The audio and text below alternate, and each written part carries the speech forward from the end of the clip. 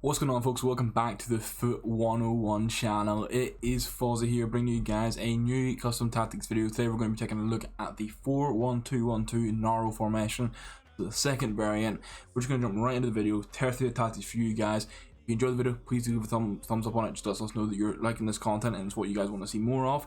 If you're new to the channel, please do hit that subscribe button. It's greatly appreciated. Also, we're going to link our TikTok down below. We've been posting a lot more on there. That's an easy, quick fire way for you guys to get content, whether that's content drops, advice, tips, tricks, tactics, squad building, anything like that. So make sure you follow that as well, just to get as much help as you can with FIFA 22.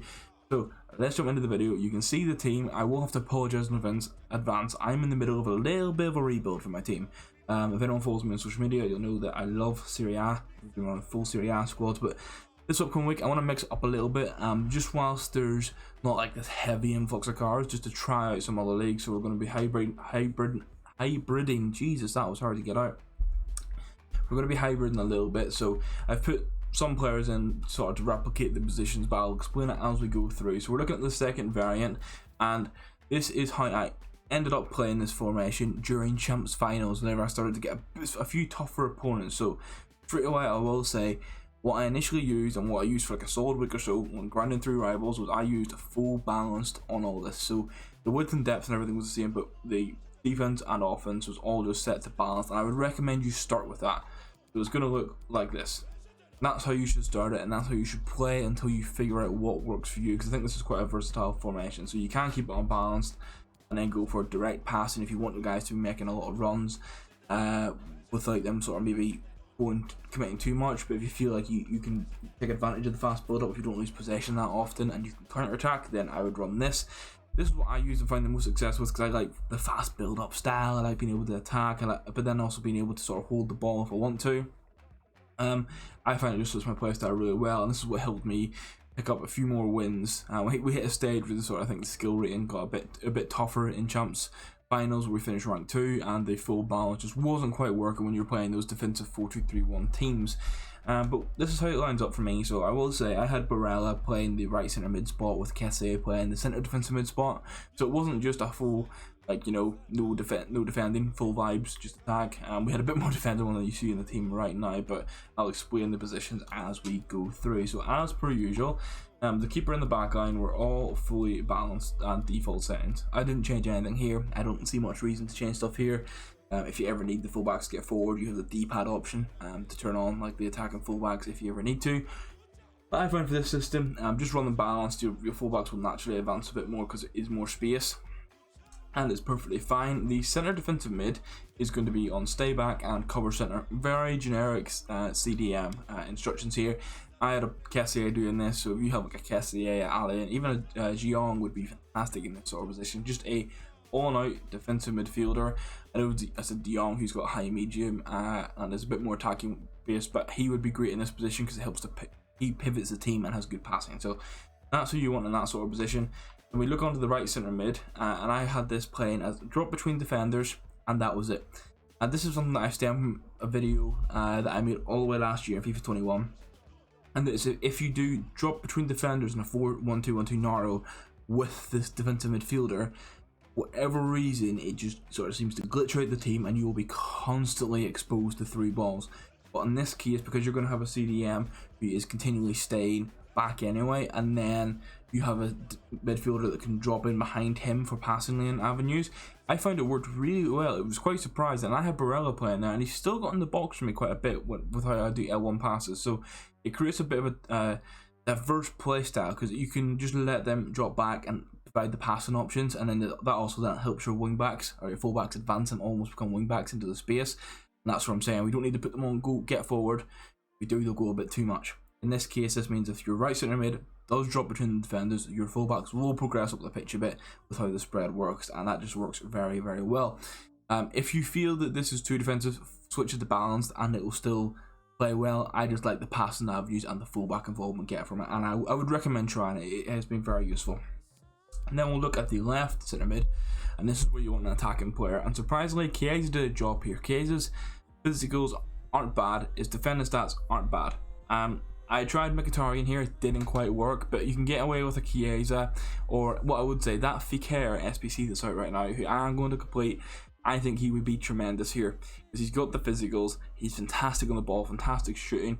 I think if you played a system like this here where you have, say, a De Jong, a DePaul, and then a Fekir, for example, you would have a tremendous trio to work with.